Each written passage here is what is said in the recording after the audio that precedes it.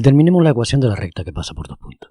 Sea una recta en la que están contenidos los puntos P sub 0, P sub 1 y un punto genérico P. Por simple coherencia, P sub 0 tendrá por coordenadas X sub 0 e Y sub 0. P sub 1 tendrá a su vez unas coordenadas que serán X1 e Y sub 1. Y el punto genérico P, un punto cualquiera de la recta, tendrá por coordenada una coordenada X y una coordenada Y.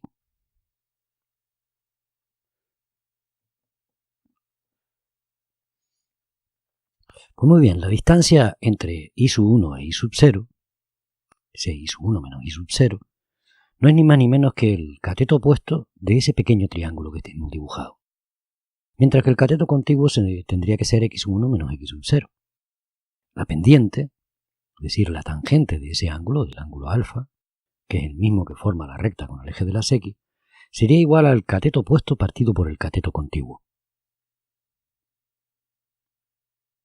Si en lugar de fijarnos en el triángulo pequeño nos hubiésemos fijado en el triángulo grande, es evidente que comparten un ángulo, el ángulo alfa. Por tanto, la pendiente sería también el cateto opuesto, es decir, Y menos Y sub 0, partido por el cateto contiguo, que en este caso es la distancia que existe entre X y X sub 0, es decir, X menos X sub 0. Por tanto, es evidente que si ambas tangentes son iguales, porque tienen el mismo ángulo o comparten el mismo ángulo, yo puedo igualar esas dos expresiones.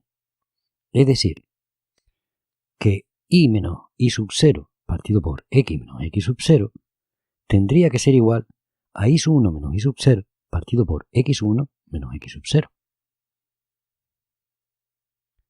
Y con esto acabamos de deducir la ecuación de la recta que pasa por dos puntos. Ya tenemos una fórmula, una ecuación que nos permite averiguar cómo sería la ecuación de la recta en el caso de que tuviéramos dos puntos para definirla. La ecuación de la recta, por tanto, sería Y menos Y sub 0 partido por X menos X sub 0, que es igual a Y sub 1 menos Y sub 0 partido por X1 menos X sub 0. Y esto es lo que vamos a conocer como ecuación de la recta que pasa por dos puntos.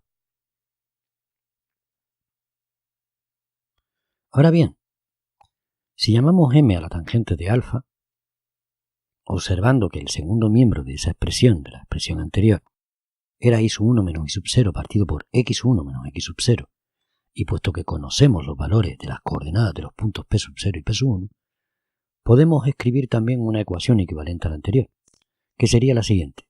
Y menos Y sub 0 partido por X menos X sub 0 va a ser igual a M, que no es ni más ni menos que un número, el valor de la tangente de alfa. Y si pasamos al segundo miembro, ese X menos X sub 0, nos quedaría que Y menos Y sub 0 sería igual a M por X menos X sub 0. Y tenemos un nuevo modelo de ecuación para definir una recta, en la que solo nos hace falta un punto y su pendiente. Y esta es la ecuación punto pendiente.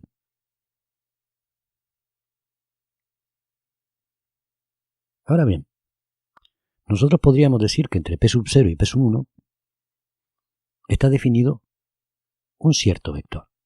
Ese vector tiene un extremo y tiene un origen. En nuestro caso, el extremo viene dado por el punto P sub 1 y el origen por el punto P sub 0. Por tanto, las coordenadas de ese vector V que está contenido en la recta y al que llamaremos vector director, tendrá que ser X1 menos X sub 0, la coordenada X, y la coordenada Y tendría que ser Y sub 1 menos Y sub 0.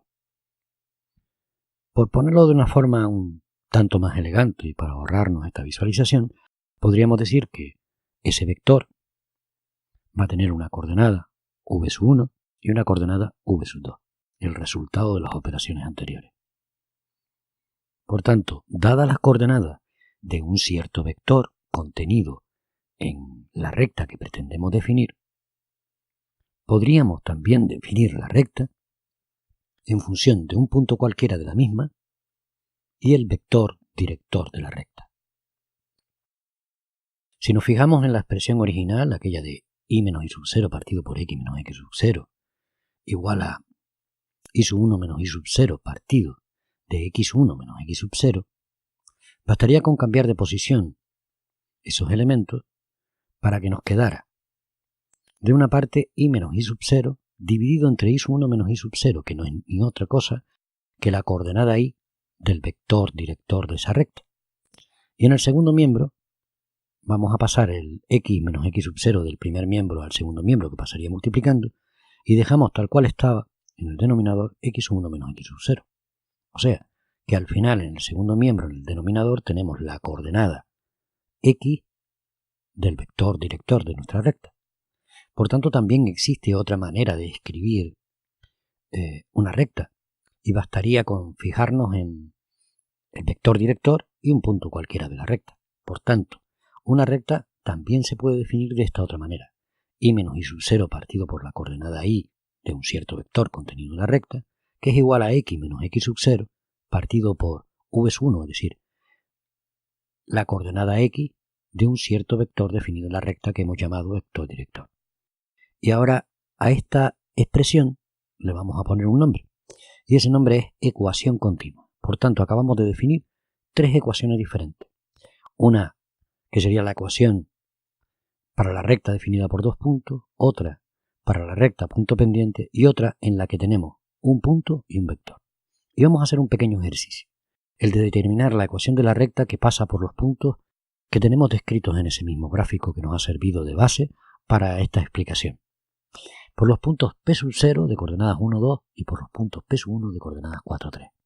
Pues muy bien, solo tenemos que echar mano de la fórmula. Y interpretando que la x sub 0 es 1, puesto que la coordenada x de P sub 0 y la coordenada y sub 0 sería 2, y haciendo lo propio con P sub 1 y sustituyendo en la fórmula que habíamos descrito, nos quedaría que i menos 2, la coordenada y del punto P sub 0, partido por x menos 1, la coordenada x del punto P sub 0, sería igual a 3 menos 2 partido de 4 menos 1. Con lo cual ya tenemos definida la ecuación de la recta que pasa por esos dos puntos.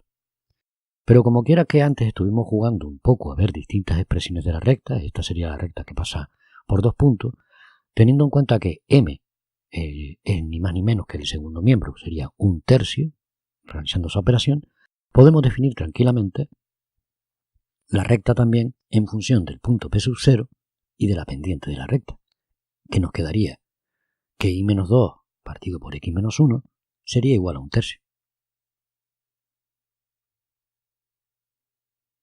Y pasando el denominador del primer miembro, x menos 1, al segundo miembro, la expresión nos queda en la forma clásica de la ecuación punto pendiente, es decir, i menos 2 que es igual a la pendiente por x menos 1 entre paréntesis.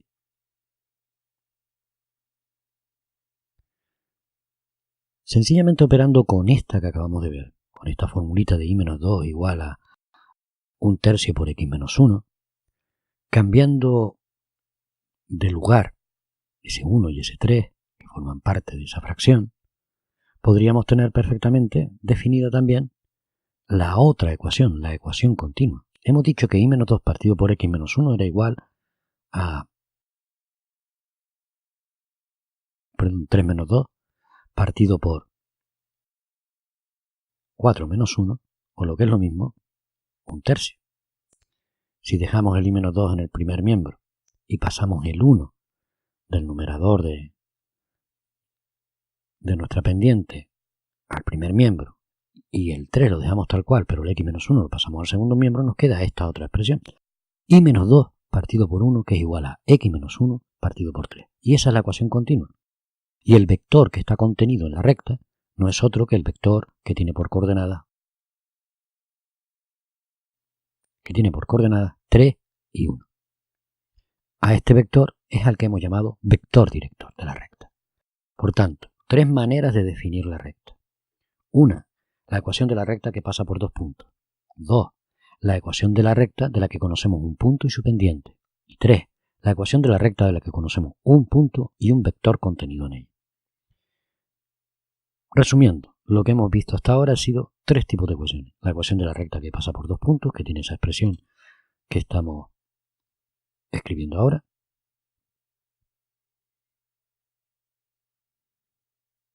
La ecuación punto pendiente, cuando conocemos un punto y la pendiente de la recta, que vendría dado por y menos y sub 0, que es igual a m por x menos x sub 0,